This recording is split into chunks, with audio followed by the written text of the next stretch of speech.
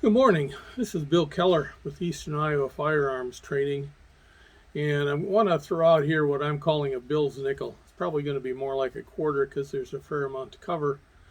But I want to talk about the beginning shooter, the new and inexperienced shooter, how to get them started. And a lot of times I think that goes all the way back to a quote unquote experienced shooter that all of a sudden discovers they have issues shooting targets at distance, shooting different targets from different positions.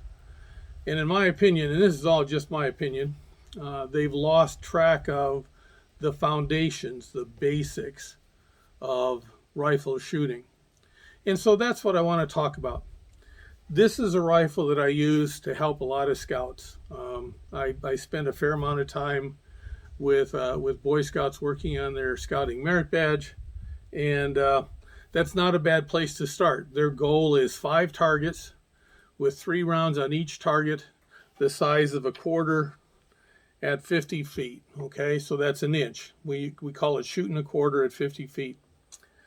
What that means is at 300 feet or 100 yards, that's a 6-inch group. And that's pretty standard for an open sight firearm. All right.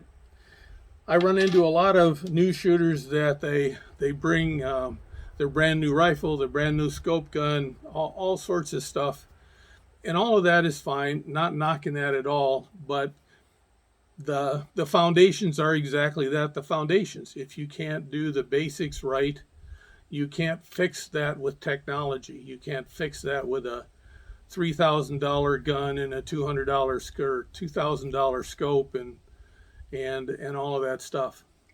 Plus, with those types of solutions, it's pretty expensive to learn the basics because every round can cost anywhere from 50 cents to $2. Where I can get 22 rounds now for about 11 cents, maybe a little less, depending on the deal. So, what if we brought everything back and just worked on the foundations? This is the gun I like to use for that. This is a Stevens 53B single shot bolt action, and you can see by the wear and tear on this thing. I call this gun my clunker. All right, because it's definitely seen use. I bought it years ago used, and it fits my purpose. The biggest thing it does is that it slows a new shooter down. I've had any number of kids come for training, and all of a sudden their dads bought them a brand new 1022, and I like that. I have a couple of them, but they'll fill up the magazine and they'll go bang, bang, bang, bang, bang, and all of a sudden they've sent 10 rounds down range and learned nothing, absolutely nothing, because their goal at that instant was to make it go bang and to send a round down range. Okay, this slows all of that down. I'm not sure adults are any better. Lots of testosterone flowing around a shooting range, and everybody wants to make a statement at distance with their firearm, and they want to do that as soon as possible rather than at a good time when they've got the foundations established. So I'll use a firearm like this. I'll go through all the nomenclature, of course, so we all talk the same words. But then we kind of get down to the business of actually sending a round down range. I've written about this on a number of boards that I frequent, probably ad nauseum for many of the people that populate those boards when I make my comments. But let's talk about it, okay? I'm a fan of shooting off a bag, front and rear bags. For those that are interested, this is a Wee Bad bag. This is an Armageddon Gear rear squeeze bag, and this is another rear squeeze bag that I picked up from a local Shield store. Honestly, I don't know the manufacturer of it. But they work well, and this is kind of the setup that I have when I go to a range and I wanna do some work. I do have Ruger Precision 22s. I have Ruger Precision 308s. I've got a Ruger American 22, 223, a Savage 308, a host of ARs, all sorts of stuff. But when you take all the frosting off the cake, this is where kind of the rubber meets the road. If you can't get the basics right, it doesn't matter what the gun, what the scope, what the bipod, whatever, you're not going to be ultimately happy. So let's talk about that, all right? The firearm itself doesn't really matter. I would encourage every shooter, and I mean every shooter, to go somewhere and buy a single shot bolt action rifle. I think I got this thing for $200 at a gun show. If I'm scratching myself, the no-see-ums are out in force today. And in Iowa here, this time of year in harvest, we get those stupid little orange and black Chinese beetles. And those suckers do bite. So if all of a sudden I look like I'm in pain and I'm trying to stop a bite, it's because I'm in pain and I'm trying to stop a bite. All right. So I always start from the back and work to the front, okay? And on a bagged gun, I want to make sure that I've got it into my shoulder nice. I'll bring the bag off to the side for the moment. I want to rest my cheek on the top of the comb. I'll send the bolt home so I can actually see the sights. I want the front blade in the middle of the rear notch, and I want the top of the front blade at the top of the rear notch, and that's what I want to see. Then that also allows you to explain the concept of point of aim, 6 o'clock hold. If it's a windy day, you can actually, when they're more advanced, you can actually dial in the idea of adding wind. The old-fashioned term was Kentucky windage, but yet that's what it is. You're all holding off just a bit for wind. And then you can migrate all that stuff when they start using scopes. All right, so a nice cheek weld. Bring the bag up so you can start to make a difference. Then I load the rear bag with my cheek, okay? I also want to take muscle input away from the firearm. So on a bag, I'm not going to grip it all the way on top. I'm going to move my thumb off to the side.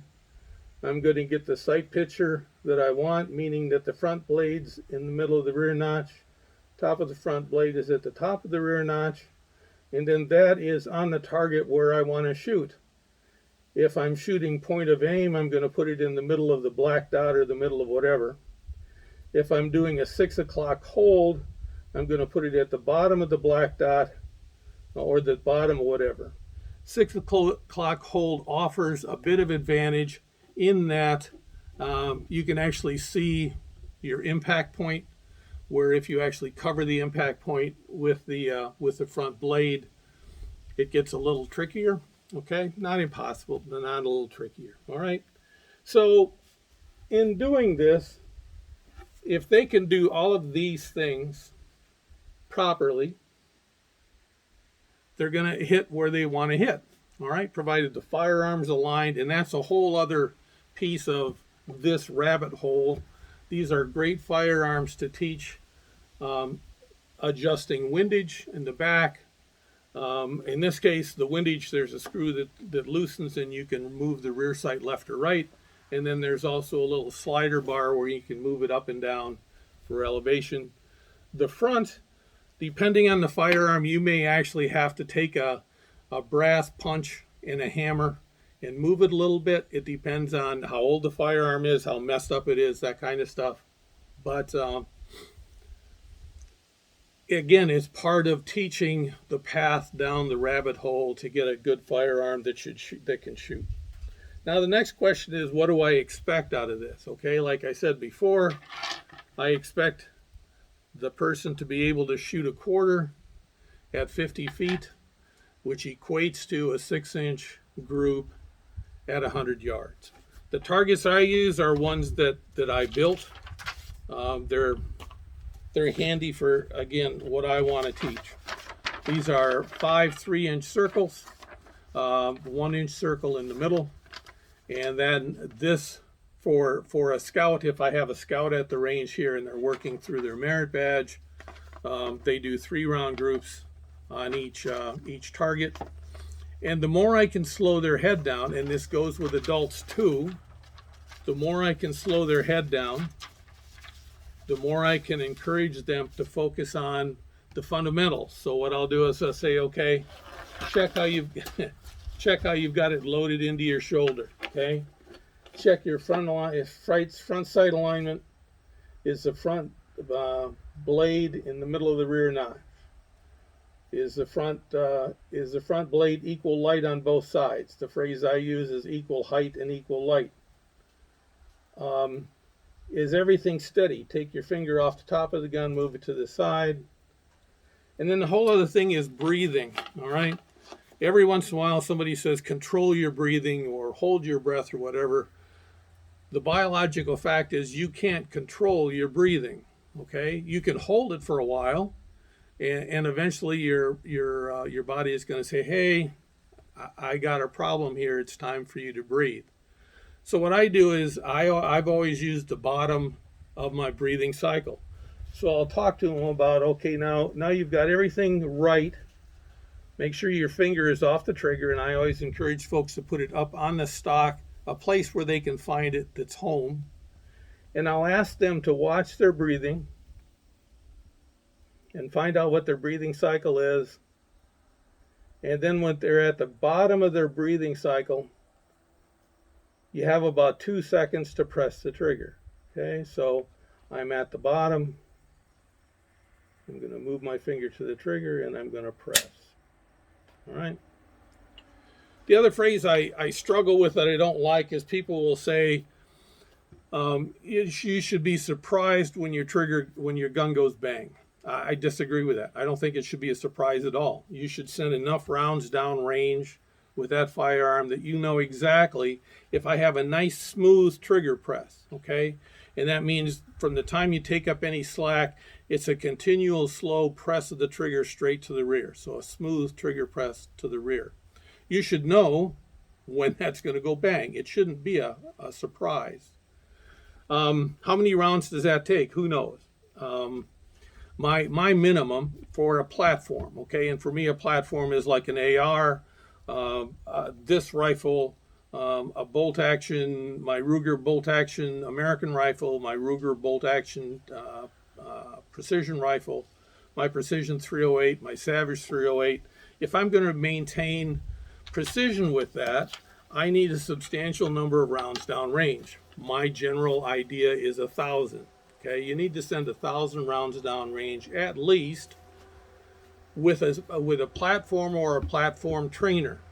Now I've built the Ruger American 22 long rifle and configured it almost exactly like my Savage 110 308 Scout. Same scope, same bipod, all of that stuff. And that allows me to work on mechanics without spending $1.25, $1.50, $2 a round for the 308. So my process there is 1,000 rounds with Ruger American 22. I have a Ruger Predator for an in-between, a couple hundred rounds with that, and then about 40 rounds a month with the 308. And I find that it transfers well from the 22 platform to the 308 platform. The most important part is to just get this with a rifle like this right, and that I promise you will transfer to all your other platforms. All right, does that make sense? So I'm going to send a couple rounds downrange just so you can kind of see how that looks for me, and we'll talk about going through the whole process as I do it, and then we'll see what you all think of it after we post this video. All right, so I'm going to put a single round in.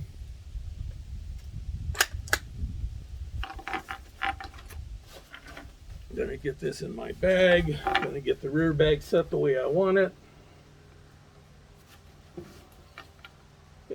It's a little lower because the damn bag for the front bag fell off.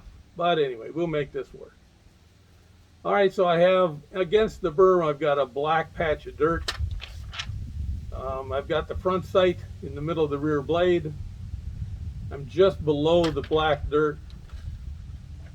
I'm happy with everything I've got. I'm going to move my finger to the trigger. I'm going to check my breathing, and when I'm happy, I'll press the trigger.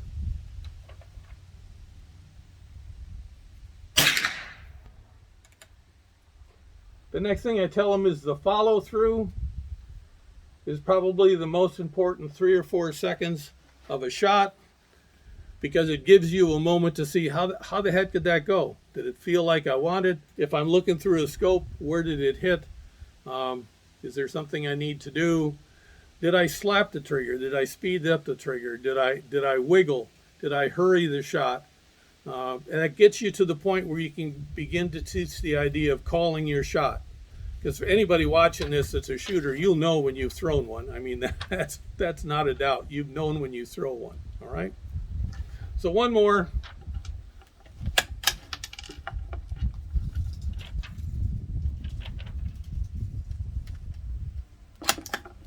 Again, going through the process back to front. I got it mounted in my shoulder. I'm weighting my rear bag with my cheek. I've got the front dot just below the black dot in the berm. The top of the front blade is equal with the top of the rear notch. I'm pretty happy with it. I'm going to move my finger to the trigger and take up any slack. And then the next time when I get to the bottom of her breath, I'm going to press the trigger.